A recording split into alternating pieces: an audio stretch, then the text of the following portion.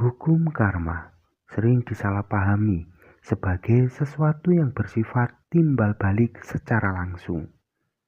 Seperti halnya, jika kamu berbuat baik, maka kamu pasti akan mendapatkan kebaikan kembali. Atau, jika kamu menyakiti orang lain, maka kamu akan disakiti oleh orang lain. Namun, pemahaman tersebut kurang tepat. Karma sebenarnya adalah hukum sebab dan akibat atau hukum konsekuensi. Semua tindakan yang kita lakukan akan menghasilkan konsekuensi tertentu, baik itu langsung maupun tidak langsung, dalam bentuk hasil atau efek samping. Nah, misalnya sedikit contoh, jika kamu belajar dengan giat, maka kamu akan menjadi pintar. Jika kamu kurang tidur, maka kamu akan merasa lelah. Karma tidak selalu berarti sesuatu yang akan kembali kepada kita dalam bentuk yang sama seperti yang kita berikan. Lebih akuratnya yaitu, karma bekerja sebagai konsekuensi dari tindakan kita yang bisa muncul dalam berbagai bentuk, tergantung pada situasi dan kondisi yang lebih luas. 10 contoh hukum karma seperti yang umum diceritakan orang-orang. Semua hal tersebut terasa kurang tepat. Jika kamu sering membantu orang lain, maka nanti kamu akan ada orang yang membantu kamu di saat kamu kesulitan.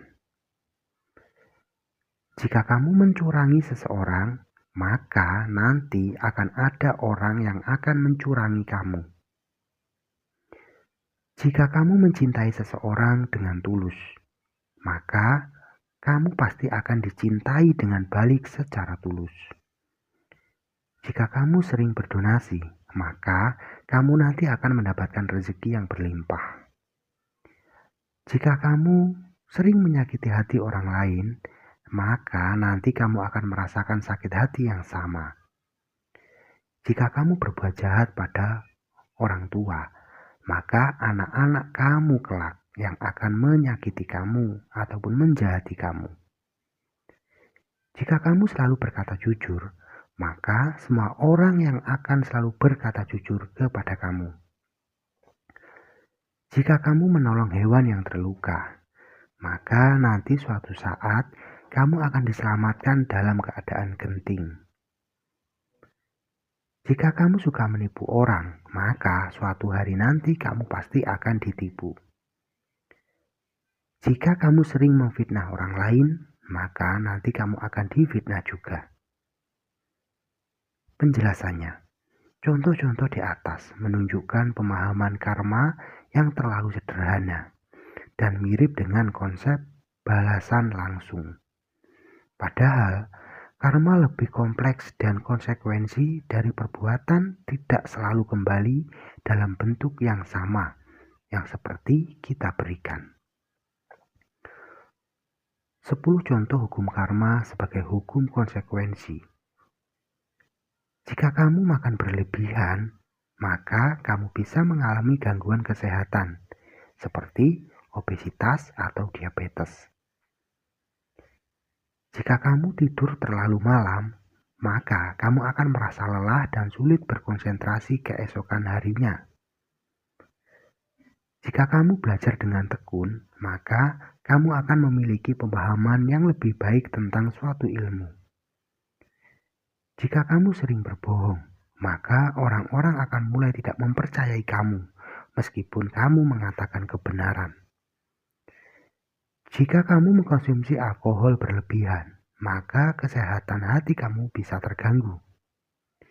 Jika kamu merawat tanaman dengan baik, maka tanaman tersebut akan tumbuh subur dan memberikan manfaat. Jika kamu tidak berolahraga dan makan sembarangan, maka kamu akan lebih rentan terkena penyakit. Jika kamu berlatih seni atau olahraga secara rutin, maka kamu akan menjadi lebih terampil. Jika sering kamu menghabiskan uang untuk hal-hal yang tidak penting, maka kamu akan kesulitan secara finansial di masa depan. Jika kamu memperlakukan orang lain dengan sopan dan baik, maka kamu akan lebih dihormati dan disukai dalam lingkungan sosial. Penjelasan. Contoh-contoh tersebut menunjukkan bahwa setiap tindakan memiliki konsekuensi logisnya sendiri. Konsekuensi ini tidak harus datang dari orang lain atau dalam bentuk balasan yang serupa, tetapi sebagai akibat alam dari tindakan yang kita lakukan.